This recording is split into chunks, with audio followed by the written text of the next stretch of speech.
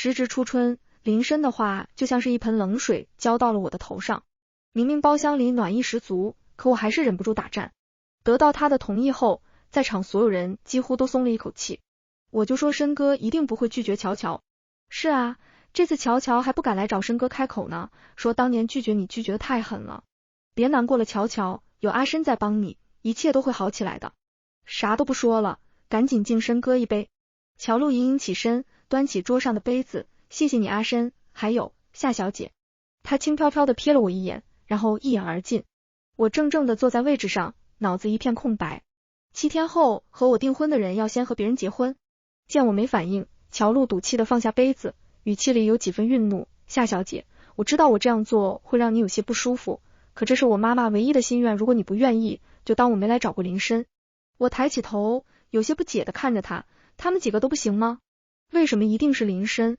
刚恢复热闹的场面一下子就冷了下来，一起冷下来的还有林深的脸。我们几个？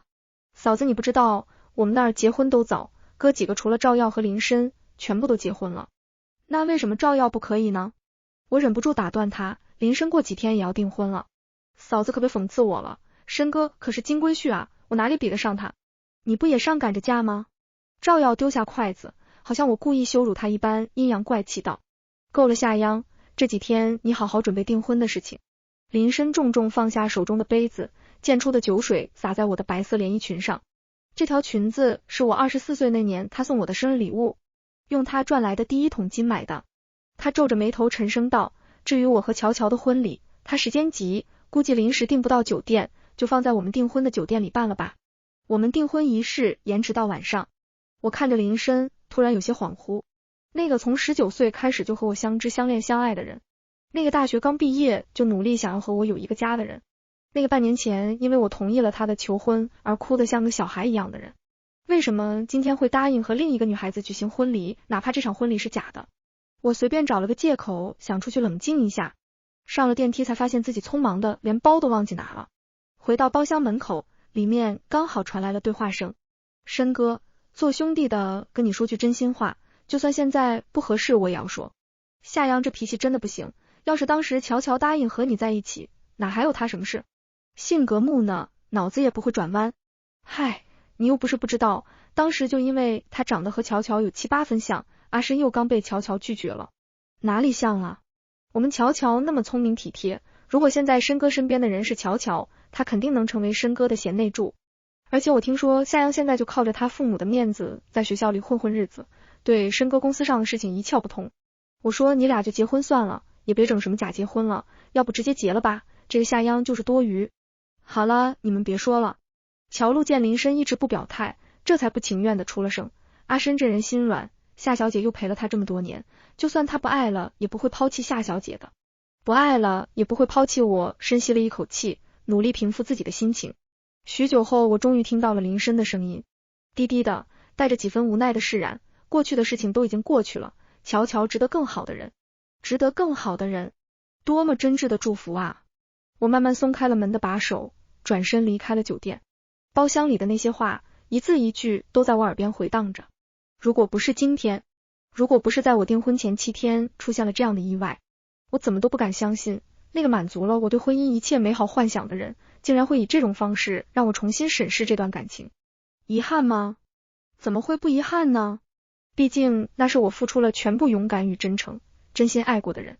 那些为林深用心准备的所有惊喜和每每因为他在加班熬夜而心疼的泪水模糊的样子，以后再也不会有了。不远处轰隆一声，雨来得又大又急。原来这个季节也会打雷啊。我漫无目的的找了个躲雨的地方，屋檐下挤满了没带伞的人。手机微微震动，是林深。他们几个喝多了，我先送他们回去休息。酒店的事情你马上去处理一下，这件事不要让你爸妈知道。如果不是走投无路，乔露他们不会来找我，你别太计较。我摁灭了手机，盯着路上早已堵成一片的车流。突然想起大二军训的时候，我在回寝室的路上遇到了突如其来的大暴雨，室友们都去洗澡了，一个都联系不上，我只能挡着头拼命往前跑。经过图书馆门口时，突然有人挡住了我的路。我蓦地抬起头，那个软件学院最沉默寡言的学霸正撑着伞站在我面前。有事？也许是被雨淋的，我的声音微微有些发颤。他撑着伞，自己大半个身子都被淋湿了，却把我挡得严严实实。没伞的话，应该先找地方躲雨，等雨停了再走也来得及。我挠了挠头，笑得有些尴尬，要是一直下呢？我得等多久啊？他举起自己的手机晃了晃，脸上难得露出笑容，那就留一个我的电话，我来接你。那时学校里就隐约有传言说林深喜欢我。上选修课时，他总是喜欢坐在我的后面。课堂点名时，他总会把迟到的我放在最后一个。每次有我参加的演出，他都会到场观看，看完就离开。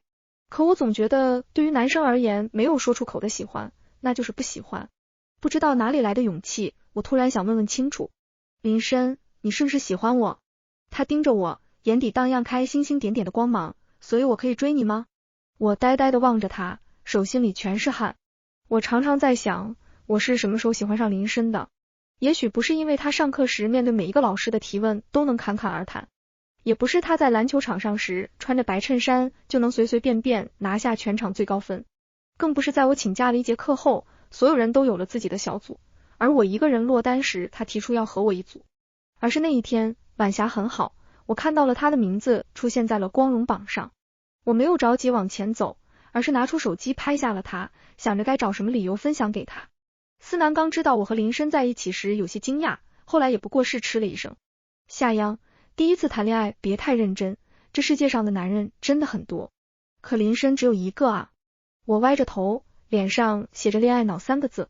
思南毫不客气地给了我一个力抱，我的大小姐，你也是独一无二的存在啊。是啊，我不是谁的替身，我也是独一无二的存在啊。冰冷的雨水打在脸上，合着我的眼泪往脖子里钻。手机又开始震动，是赵耀，他给我发了一段视频，还附上了一句话，你看你是不是挺多余的？昏暗的车厢里，乔璐靠在林深的身上，眼角通红。阿深，我该怎么办？我该怎么办才好？林深轻轻抚摸着他的头，柔声安抚道，你别怕，我会在你身边的，有什么困难我们一起解决。可是你要订婚了，你就要和别人订婚了，你不会管我了，你不要我了。我不会不管你的，你喝多了。他们似乎故意空出了后排的位置给林深和乔璐，好让他们互诉衷肠。我捂着胸口用力的深呼吸，冰冷的空气刺激着我的气管。乔璐撒娇似的蹭了蹭林深的脖颈，没有再说话了。林深有些诧异的睁大了眼睛，却没有推开他。一起躲雨的人一个个都等到了接他的伞，只有我在等雨停。四季可以反复，雨依旧会再下，可我知道那场滂沱大雨中递出的真心早已被淋褪色了。我拿出手机联系了酒店的负责人，也是我的闺蜜楠楠，帮我把订婚仪式取消吧。取消订婚？我张了张嘴，连开口都有些艰难。林深想先和别人结婚。电话的另一头突然没了声音，下一秒思南冷静的开口，你在哪里？我去接你。骚粉的跑车水灵灵的滑到我面前，才刚上车，思南就开始破口大骂，老娘早就说了，男的不行，男的不行，你硬是要往上凑。你说林深除了那张脸还有什么好的？给你倒温水，半夜给你买烧烤，能做这些事的都不是稀有物种。我看你倒是有点像稀有物种，为这种低成本的付出感动的死去活来。喜欢帅的晚上我就带你去找男模，10个8个听话懂事还不出轨，不就是花点钱吗？老娘我有的就是钱。我扯了扯嘴角，平静道，不要林深了，你让酒店给他们安排一场婚礼，送上门的钱干嘛不赚？至于我的订婚仪式就取消掉吧。思南看了我一眼，有些不安，你爸妈知道吗？听我爸说你外公和舅舅都已经准备出发了。知道了。看完赵耀发过来的视频后，我就给他们打电话。他们的情绪一向稳定，婚前发现不合适都按喜事处理。一夜未眠，林深也没有联系过我，他没回家，自然也不会发现我不在家。至于他一整晚都待在哪里，我想这已经不是我该管的事情了。点开导师的头像，上一条信息是他苦口婆心劝我出国深造的长篇大论。他说他可以帮我推荐国外这个专业最好的实验室，如果我还愿意继续做科研的话。我郑重回复他，好，希望不给您丢人。导师很快就帮我联系好了，教授是他的老熟人。机票就定在6天后，林深和乔璐举办婚礼时。第二天回到住处，林深还没回来。我把我的东西一一整理出来，该扔的扔掉，该留下的留下。偌大的一套房子，等我收拾好时，手上也不过一个小小的行李箱，比我3个月前搬来时的东西还要少。我拿出柜子里的表，那是我买来打算订婚时戴的，林深一只，我一只，但我还没来得及给他夏小姐，这不是您前几天刚刚买的吗？是您先生不太喜欢吗？店员睁大了眼睛，生怕我对他的服务不满意，我们还有其他的款式，您要不要再看一下？我摇了摇头，不用了，帮我退了吧。店员有些为难的看着我，可是这已经超过了免费退货的时间，您可能会有一部分损失。没关系，沉没成本，不参与重大决策。商场里面很热闹，经过一家金店时，我突然听到了一个熟悉的声音，带着些许得意。你喜欢什么就拿什么吧。是林深的声音。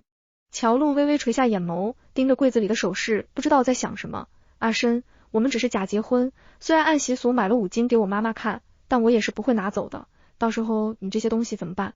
林深笑了笑，示意柜姐把金饰都拿出来，夏央结婚时也会用到了，浪费不了。他帮乔璐挑金镯时，偏头正好看见了门边的我，眼里闪过一丝惊慌。泱泱，你怎么在这儿？他朝我走来，我随手往旁边一指，谎话信手拈来，来买点吃的。林深轻轻松了一口气，亲昵地摸了摸我的头，想买什么跟我说就好了，就算公司再忙，也不能把我老婆给饿到了。我看了一眼正在试戴金镯的乔璐，没有说话。林深颇有耐心地和我解释，我们那儿结婚风俗是要男方给女方买5金，既然要演这出戏，当然要演全套，所以带乔乔出来看一下金饰。哦，对了，我明后天还要抽时间陪乔乔去试婚纱，订婚那边应该没什么问题吧？你要是解决不了，可以给我打电话。我摇了摇头，没什么问题。确实没什么问题，毕竟连订婚这件事都没了。也许是我太过平静了，林深微微一怔，脸色有些不好看。泱泱，你是生气了吗？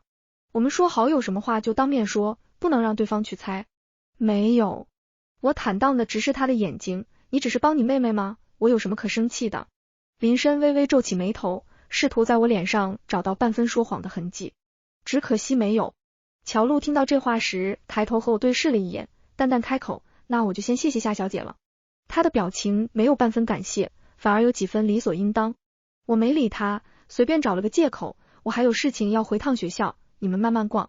留给我准备出国材料的时间已经不多了，离出国还剩下4天，我突然想起自己的护照还在林深的书房里。就在半个月前，我们还讨论着等订完婚要找个时间去 F 国玩一趟。刚出电梯就看到屋门大开，乔璐一个人在房子里布置。客厅里大大的喜字格外刺眼，我和林深所有的合照都被丢在了地上，还有大学时一起去做的情侣碑，上面印着我和他的照片，此时正安安静静的躺在垃圾桶里。道歉，我以为你不住在这儿。嘴上说着道歉的话，可乔璐的表情里没有丝毫做错事的愧疚，反而一副理所应当的样子。我不住在这儿就能随便丢我的东西吗？我疑惑地看着他，他不耐烦地皱起眉头，像是被我打扰了。只是假结婚，你不要太敏感了，这些东西放在这里会被我妈发现的，请你体谅一下，我也不想给你们添麻烦。乔璐的手上还拿着一个相框，上面是林深向我求婚时思南给我拍下来的照片。我本以为是我的人生照片，还特意给他买了个相框。啪！乔璐轻轻地松开手，相框落在地上，玻璃瞬间4分5裂。吓死我了，这相框也太重了。什么声音？怎么回事？外面吵吵嚷嚷进来了一群人，看到我时突然就安静了下来。嫂子回来啦，深哥还有一会儿才到，我们看门铃没人开门，就自己要密码进来了。因为到时候乔乔的妈妈还要来家里坐一坐再去酒店，所以我们还是得布置一下就。你放心啊嫂子，到时候我们肯定给你整理好，保证跟以前一模一样。我看着乔璐，突然很好奇，如果林深没钱，你会来找他假结婚吗？口口声声说不想给别人添麻烦，一言一行可没少给人添麻烦。客厅里一片寂静，甚至还能听到墙上挂钟走动的声音。在场的人面面相觑，像是没想到我会生气一样。一时之间没人敢开口说话。乔璐倔强地咬着下唇，像是受了极大的侮辱。如果不是因为我妈妈，你以为我会站在这里任由你欺负吗？她的眼泪一滴滴从眼眶里落下，看着让人心疼极了。嫂子你这是做什么？我们都说好的啊。就是啊，深哥和乔乔领完证结完婚，马上就去领离婚。我有些怀疑自己听错了，微微抬高了音量，领证？是啊，深哥还没告诉你吗？乔乔有个表姨就在民政局的，平时最喜欢和他妈攀比，听说乔乔要结婚了，就立刻去查他对象。你说这要是没领证，他妈铁定会怀疑。所以，嫂子你放心，到时候结完婚，他们马上就去离掉，把我们申哥完完整整的还给你。领证结婚再离婚，他的人生倒真的挺完整的。赵耀不耐烦的看了我一眼，夏央你有什么可生气的？我们可都听阿申说了，过几天他马上就要签一个大合同，你这辈子能找到阿申这么好的人，就照三餐拜吧。我们那儿对朋友就是讲义气，你让他不管乔乔是根本不可能的。都已经让你捡了这么大的便宜，就不要再让阿申为难了。我忍不住嗤笑了一声，我捡到什么便宜了？乔路，我又欺负你什么了？难道在这件事情里我不是唯一一个受害者吗？你们那儿讲义气能讲到拿结婚开玩笑，我们这儿可不是。夏央，他们是我的朋友。话还没说完，林深站在门外冷漠地打断了我，看着我的眼神失望至极。几张照片而已，到时候重新拍就可以了。至于领证，你最清楚这件事的始终，就更没什么必要纠结了。你要知道，如果不是乔路，我冷冷地打断他的话，如果不是他，你根本不会追我是吗？我们根本不会在一起是吗？明明已经是4月天了，明明客厅被阳光晒得暖洋洋的，可我却觉得全身都在发颤。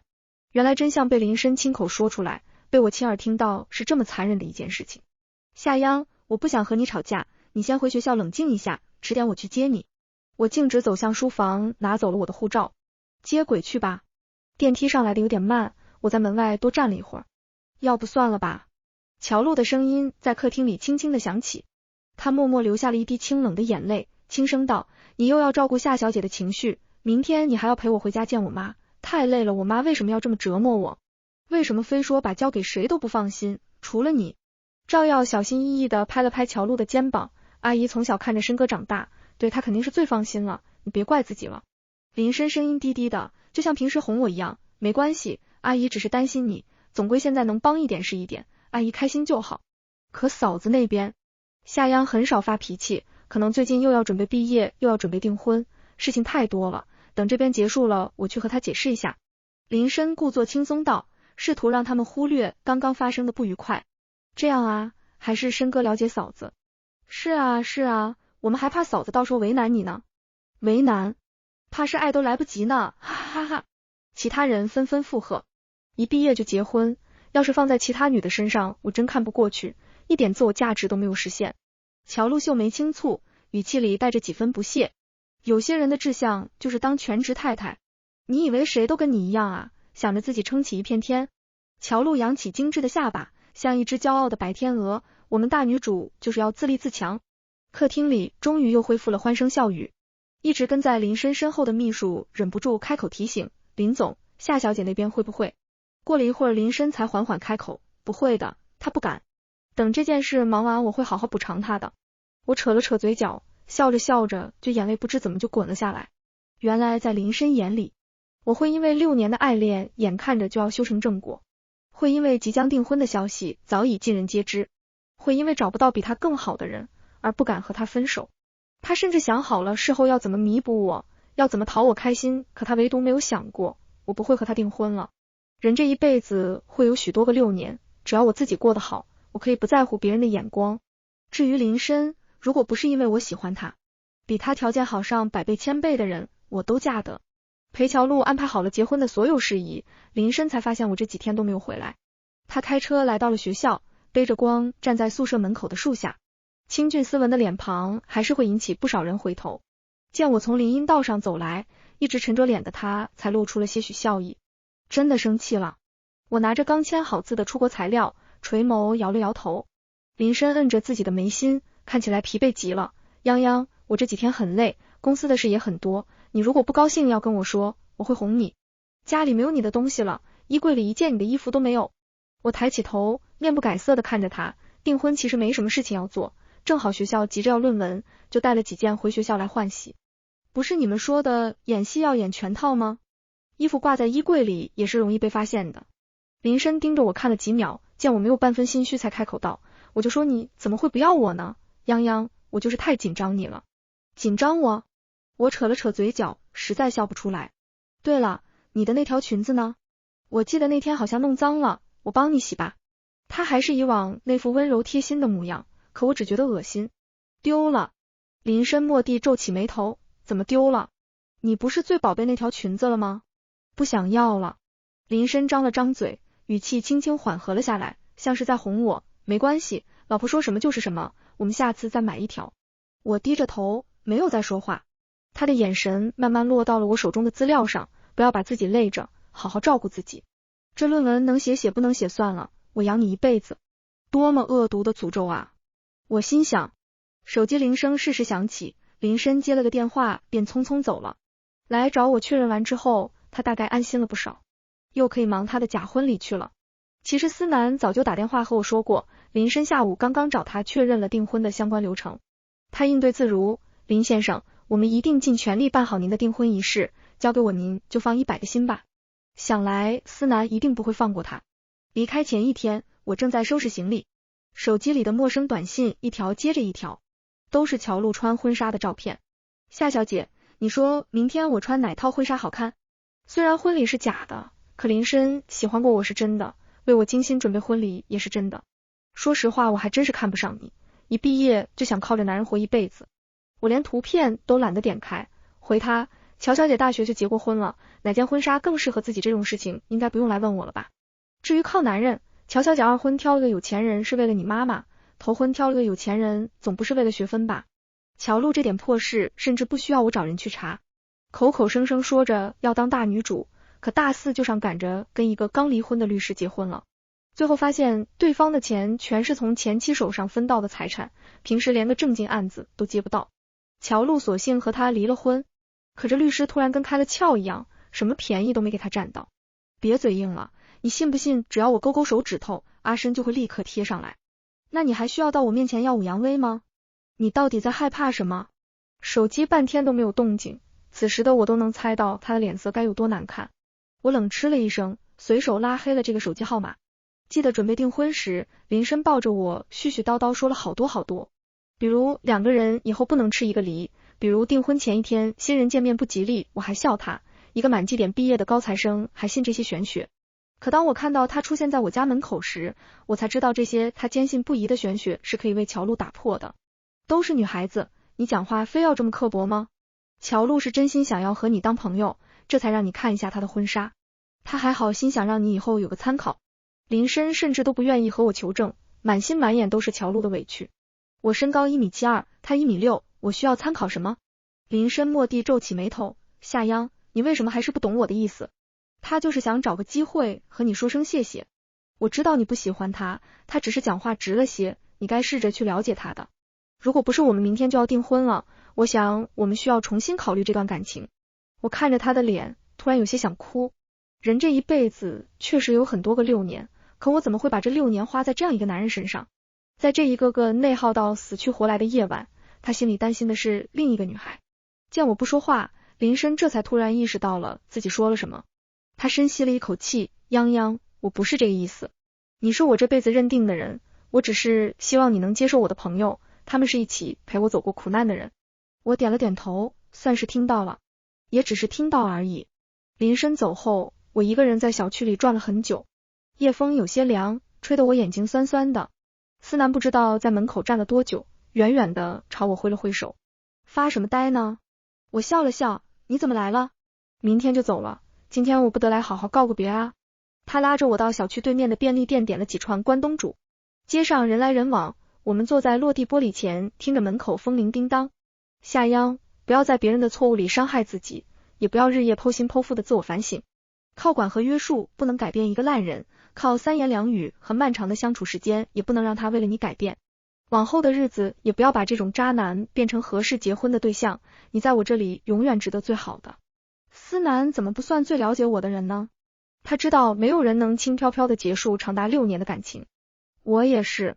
当我知道选择我是因为最渴望的那段恋情因为穷而不被女方妈妈认可，喜欢我是因为我和乔璐长得像，想和我订婚是因为我陪伴他走了这么多年，唯独没有因为我只是我时，我从未如此挫败难受过。只差一点，我就要陷入无尽的自我质疑中。好在我的人生从来不是只有林深。那天晚上，我第一次点开了导师给我写的推荐信。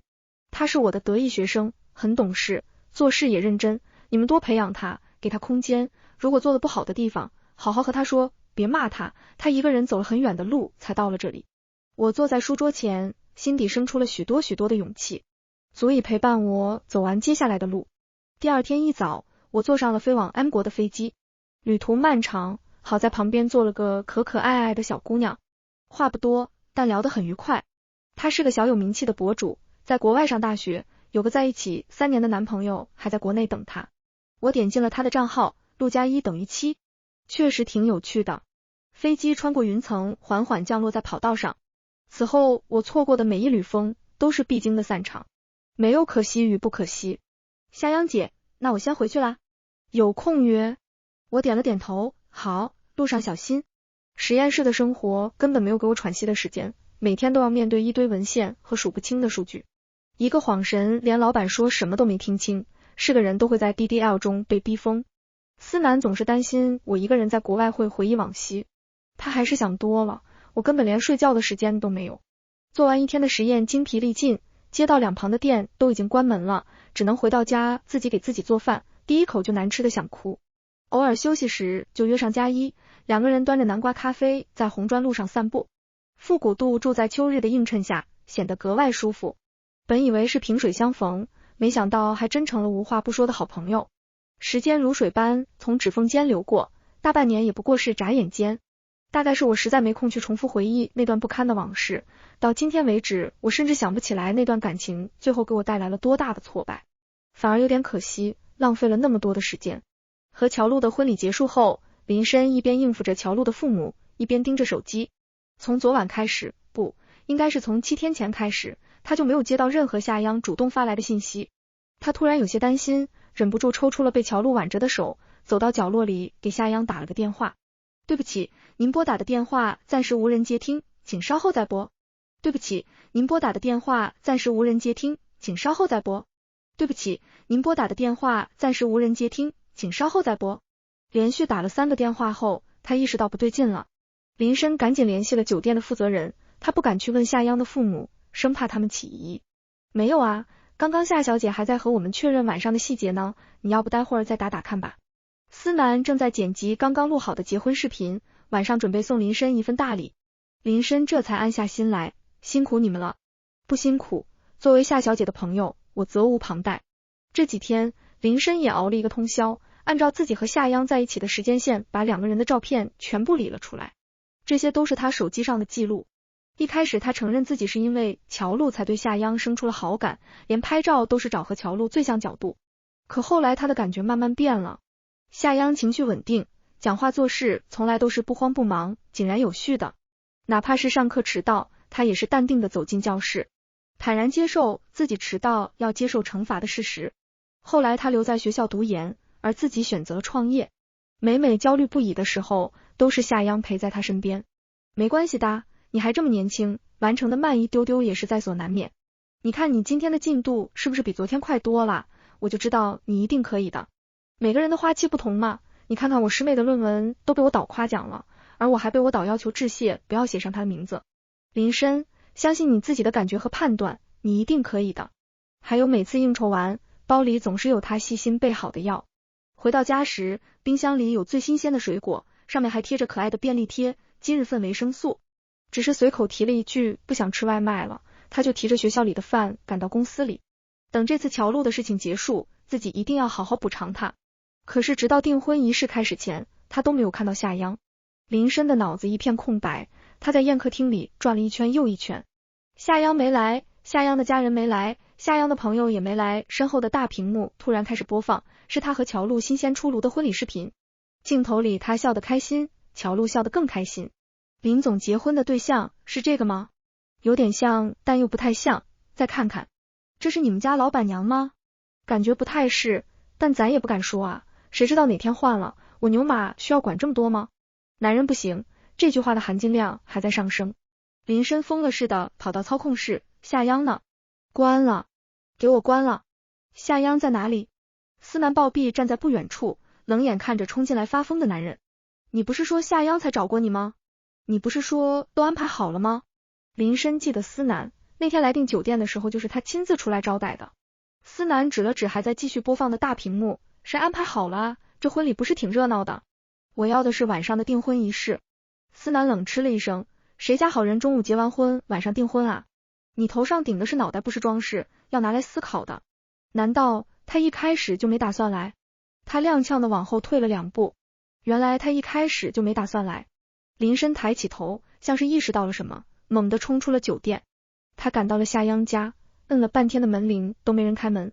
原来他的父母在他出国那天就坐上回北京的飞机去看他外公了。他不间断的打着那个熟悉的号码，却发现一直没办法接通，换了别人的手机也一样。林深失魂落魄的走在大街上，连车停在哪里都不记得了。他有种预感，夏央好像再也不会出现了。手机突然震动，他甚至没看清是谁，赶紧接起了电话。泱泱，阿深，是我，是他的合伙人。我们给京市的那批货出了点问题，之前说好等他们来了再和我们商量解决办法，可现在他们不来了，要求我们直接赔偿，否则就起诉。怎么回事？本来他们是来参加他外孙女的订婚宴，心情好，愿意和我们再协商协商。可是前几天订婚突然取消了，他们不来也就算了，还不愿意协商。阿深，赔偿加违约金，我们资金链恐怕吃不消，怎么能这么随便呢？他外孙女不订婚。林深刚说到一半，脑海里想起了夏央的话。我爸爸是南市人，妈妈是京市人，但我从小在南市长大，这次订婚我外公和舅舅都会过来。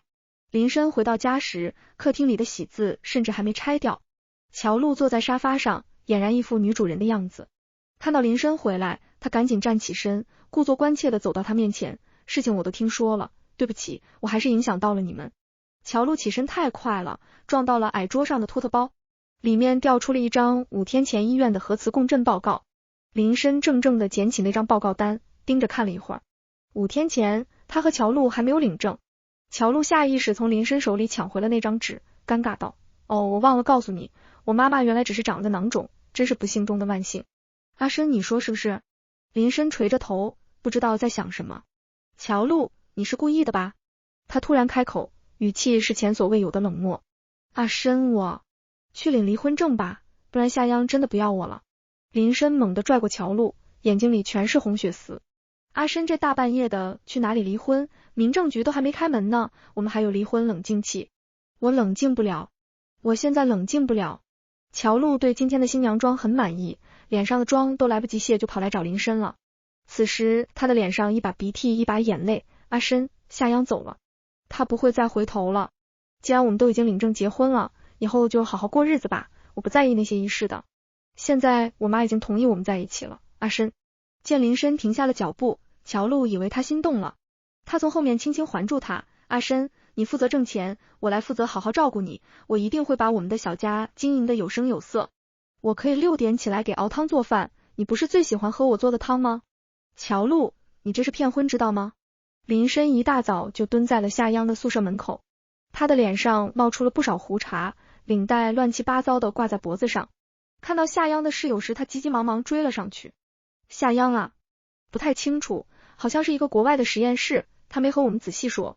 你可以去问问他的好朋友，好像是个开酒店的呢，他还来一起帮夏央搬东西呢。手机号码我们不知道，而且没有经过他的允许，我们也不会乱给的。林深恍恍惚惚开着车去找了夏央的好朋友，这才知道原来他的好朋友就是思南。求求你帮我打个电话给我，我自己跟他解释。思南站在酒店的台阶上，居高临下，大哥，他换电话号码不就是不想听到你的解释吗？林深沉默了片刻，突然笑出了声，我就知道我一定会遭报应，我就知道为什么会答应假结婚啊。思南嫌弃的看了他一眼，冷嗤了一声，你放心，不会有报应的。你只需要意识到，你错过的是你人生曾经有过的天花板，这种天赐机缘，上帝不会再给你第二次。他走背运才会遭遇你这段孽缘，而你这一生的峰值就是遇见了他。你们本就是不该相交的2条平行线，你根本就配不上任何一个好女孩。句句不提报应，句句都是报应。转眼又过了半年，我已经完全适应了实验室里的生活。思南在和我提起林深时，他的公司已经接近倒闭。虽然离了婚，但乔露还是希望能和他重修于好。我笑了笑，告诉他过2周准备回一趟国的消息。妈妈临近退休，我要回去参加学校为她举办的退休典礼。只是我没想到会在学校门口碰到林深。不过1年时间，他瘦了很多，脸上看不到半点意气风发。泱泱，你终于肯回来了。他哑着嗓子，双眼通红。我跟你道歉，我知道自己错了，求你再给我一次机会好吗？我承认当时接近你是因为乔路，可后来我真的喜欢上你了，这颗心真的被你带走了。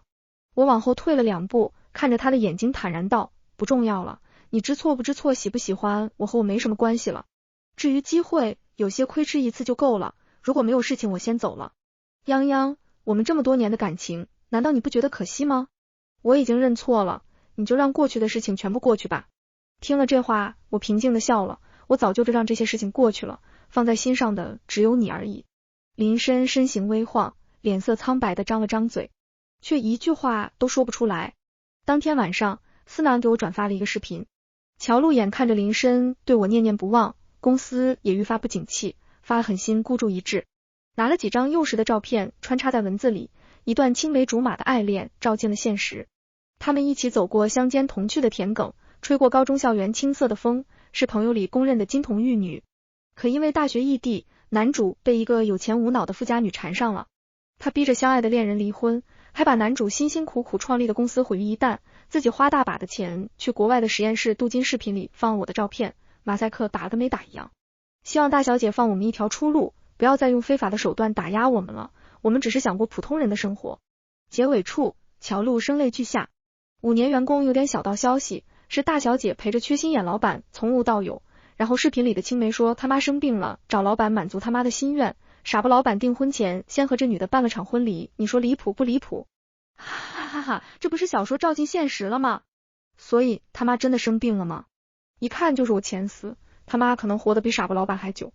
不说其他的，大小姐花钱进最苦的实验室啊，你自己听听看。